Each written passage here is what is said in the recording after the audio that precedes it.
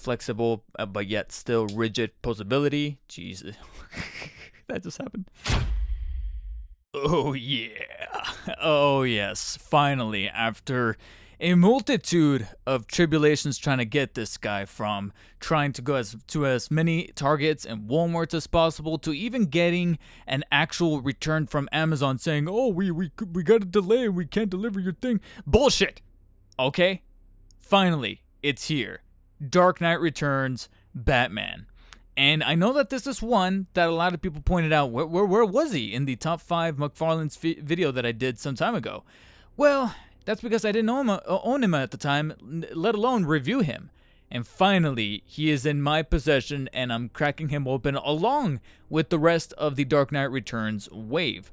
And of course, he's got to be the first. He's got to be the coup de grace of the bunch, because it's Batman. And Dark Knight Returns, I know it's kind of a tired thing to say by this point, but the graphic novel itself by Frank Miller, it's obviously one of the more influential pieces of work, not just for Batman, but for graphic novels, period.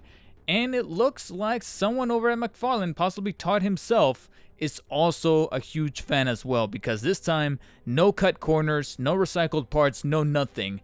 This is the Dark Knight himself in full force in McFarlane Toys form, to the point where this is probably the first. I mean, you could probably make some arguments for some qualities and details here and there, but this is the first time that a McFarlane Toys Batman actually feels like a unique figure, like a unique thing that was custom made for that interpretation of Batman. You know what I'm saying? Like, it didn't feel like, oh, they used the parts from here and they used the, similar scans and plans, like things from the computer here whenever they 3D printed this piece, etc., etc. No, this actually feels like this hunking piece of nightmare coming towards you that was sculpted and bred to be this exact version of Batman. And that's arguably right now one of my favorite things about the figure, is that he feels like his own figure. He feels like his own mold, his own sculpture, the actual design and molding of almost every single piece that was used here, from the limbs to the head to the chest, everything just all around is just significantly great. Like, I don't know what it is, but I'm seeing the light, guys. You guys were saying where was Dark Knight Returns in that top 5? Well, look for him in the top 10, possibly. I know I'm kind of jumping the gun here, but holy shit. And I think one of the best examples to bring that across here is that head sculpt. Just look at that. Yeah, it could be a subjective as to whether or not you are in love with the overall look and aesthetic of the much bulkier and huskier Batman here, with the shorter ears on the top and that much more garish kind of look to his face, how much wider he is, how much tankier and stockier he is. But I love it because it's meant to be an older Batman, and this representation is just so awesome. I know I am gushing a little bit too much. Let me try to pull it back, because it's not necessarily the most perfect of figures either, but that head sculpt is damn near close, because it looks like it's actually sketched by hand. It looks like something that could probably stand right next to statues from Sideshow Collectibles and such. Like, they actually did that good enough of a job in my eyes with the head sculpt here, specifically with the very graphic novel looking jowl and the grimace that he's got on his face, showing off his teeth and whatnot. It actually looks like it's etched in to the figure as opposed to just simple paint applications. And as we kind of navigate across here with the very thick and a very exaggerated bat symbol here across his chest, it's actually made out of this matted kind of coat of plastic on top of the overall matted look to the rest of the tight suit here with the little creases. You can kind of see the actual threading of the uniform of the suit coming across here, the bulkier muscles, the abdominal area, and then of course the utility belt. This Batman does not justice around with any kind of stylistic choices. This is literally a belt that's just made out of cargo pockets, like nothing else. There's no little canister, there's no fancy symbol here in the front. It's literally just pockets, all in this decadent brown, and it comes across very, very well right there. Of course, the watermelon crushing thighs here in the middle, as well as the very simplistic gauntlets and boots that are just meant to be these things that he just kind of pulls over his feet and hands and just goes to town and just goes to work with these smaller fins there on the side of his forearms. And everything else just very much feels like it's just directly lifted from that graphic novel and those panels. I would probably argue the only thing that I'm not a huge fan of, but it makes sense because again, it's lifted from the comic version, is the cape. I feel like the cape is just a little bit on the thin side, but it also could be simply just a little bit of a optical illusion considering how massive this guy of a unit he really is. I mean, think about it. Look at his body and then just look at the cape. This cape will probably look adequate and just right on any other Batman like DC Rebirth, etc. But being put on the neckline of this guy, it's like, yeah, we're in trouble. And that's probably my only little nitpick, is just how they just took the cape and just kind of flattened it. You kind of see some creases and things kind of folded. But as we get kind of towards the bottom here, it looks more like a representation of a cape as opposed to an actually fully on made cape. Like, it starts off well creased here at the top, but as we kind of get here, like I said, it just looks like an illusion. It just looks like something that was just plastered on there to give the illusion of detail instead of actually being a fully expandable or creased up kind of cape. You get what I'm saying? Like, there's just something that was, I think, maybe just rushed, quote unquote, here towards the end. But beyond that, everything else was just nailed to a vengeance.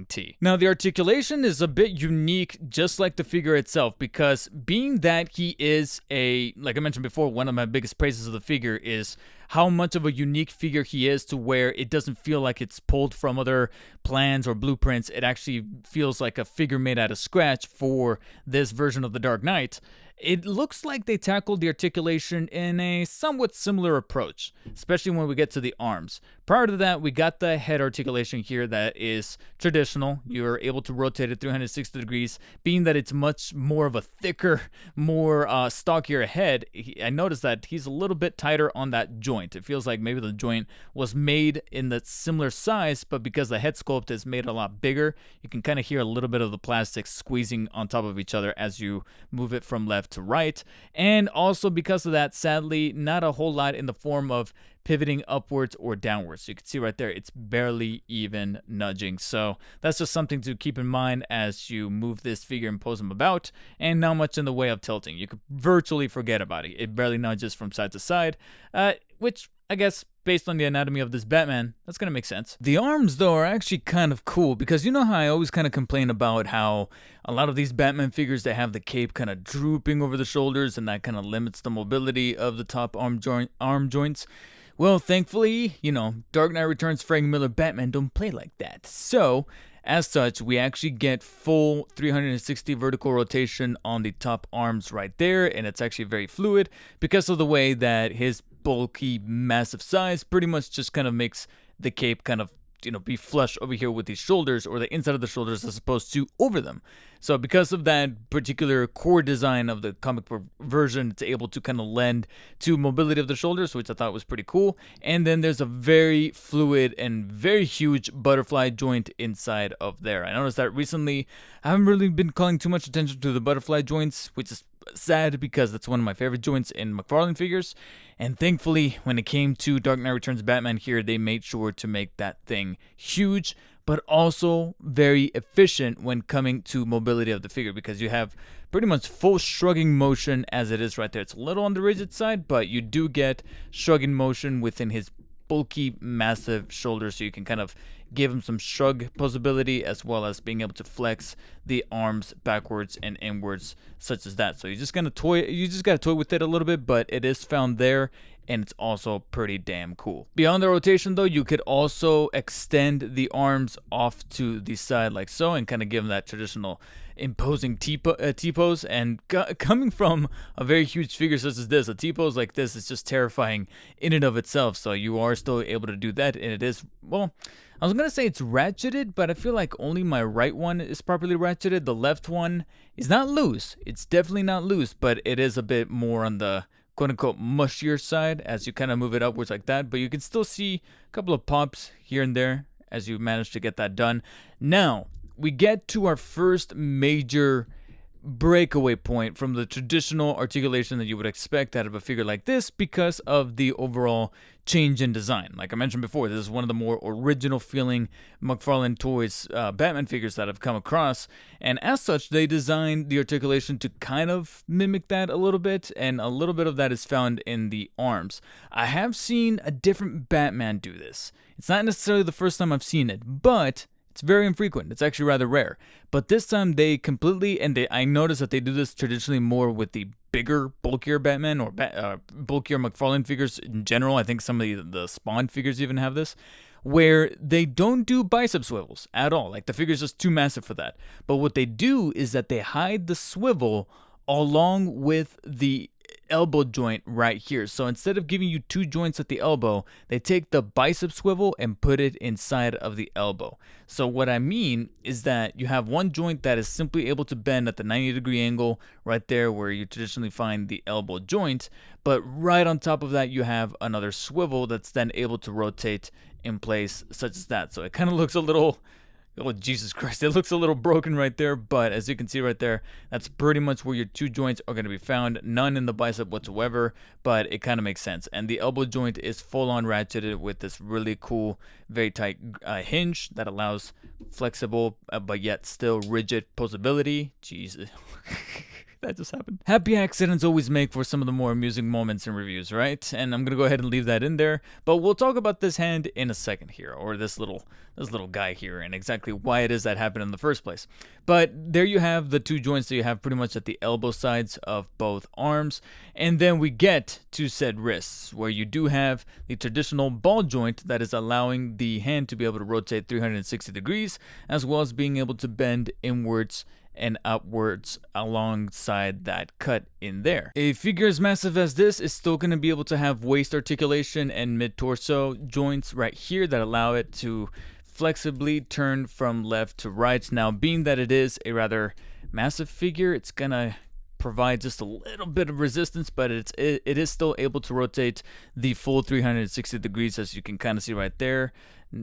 Once again, I don't know why this is a very common thing, but the waist seems like it kind of wants to inch from left to right. I don't know if that's because of the flexibility of the utility belt here, but it seems like it almost wants to turn, but it just never really does, to be quite completely honest. But you do get the two top leg joints right here that once again are able to allow the leg to pretty much flex all the way upwards like so amongst the underwear rubber piece here, as well as being able to flex all the way back like that. One interesting little note though, before we get to another rather unconventional joint for traditional McFarlane Batman figures, is that much like I've seen a couple of times before, you actually are able to slightly, and I mean slightly, swivel the leg at that top ball leg joint that allows the, well, actually it's not really that much of a ball joint as much as it is more of a hinge, but that top leg joint not only allows the extension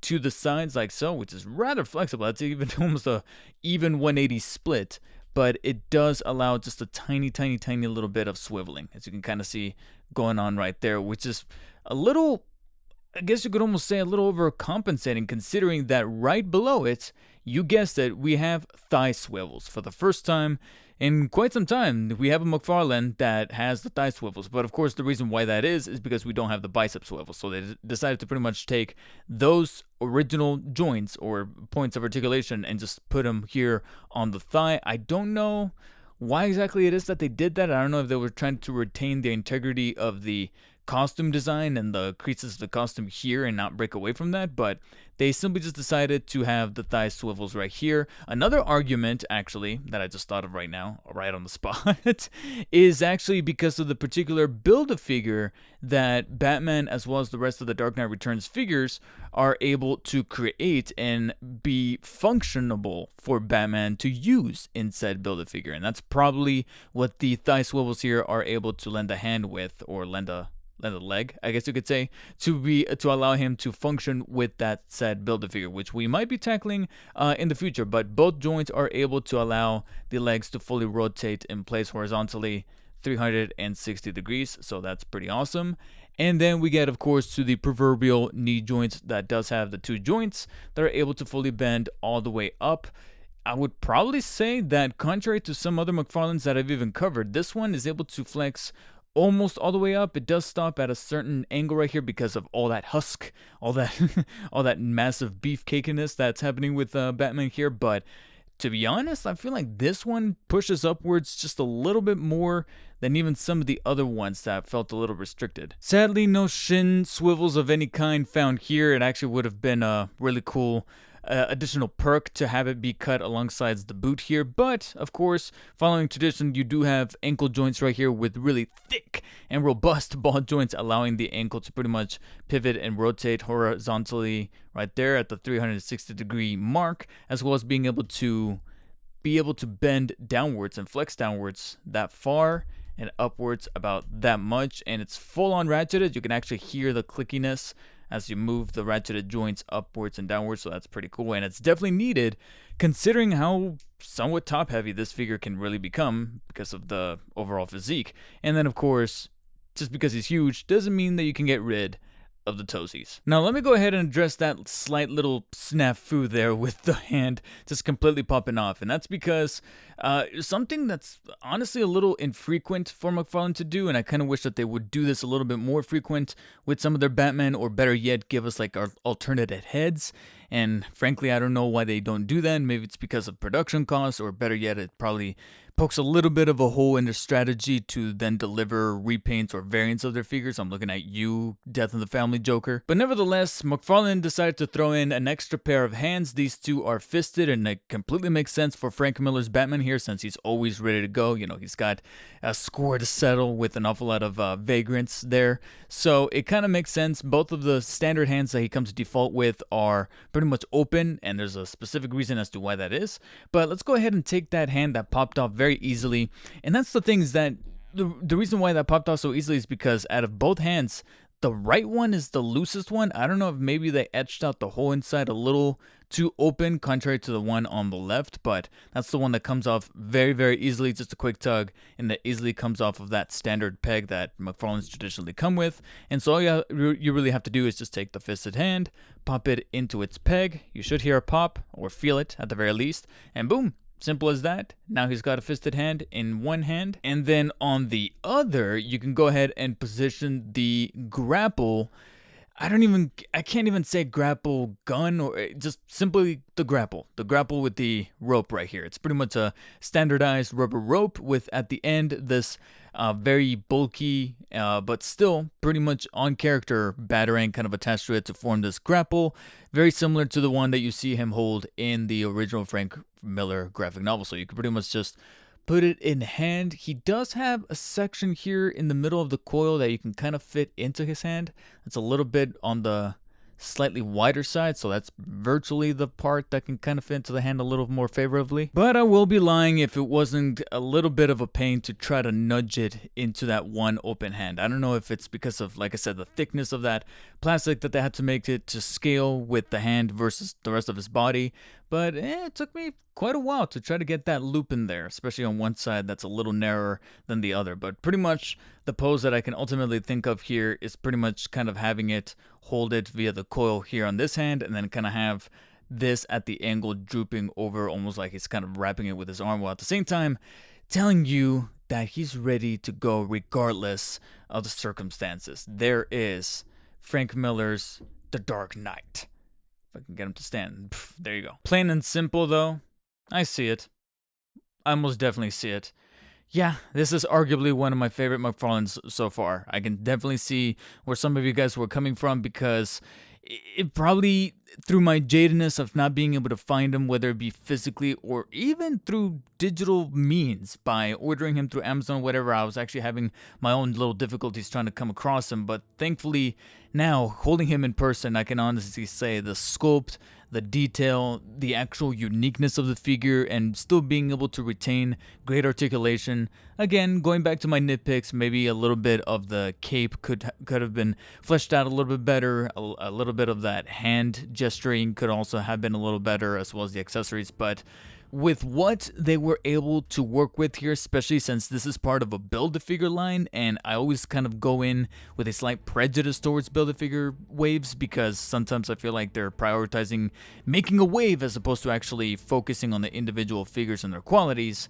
I feel like this is one of the golden eras of being able to nail part of that assembly line of Build-A-Figure waves and still being able to make a badass Batman figure. And to see one of the more celebrated versions of the Dark Knight through Frank Miller's comic book was given the appropriate McFarlane figure. And because of that, I thoroughly recommend them if you're a huge collector of the McFarlane figures, or if you're a huge Batman fan. This one needs to be up on your shelf. And if you guys want to do that, make sure to use the links in the description to help out the channel quite a bit. Also, be sure to let me know in the comment section below. I do have the rest of the figures that are part of this Build-A-Figure wave that mix up the famous horse that he's got in the graphic novel.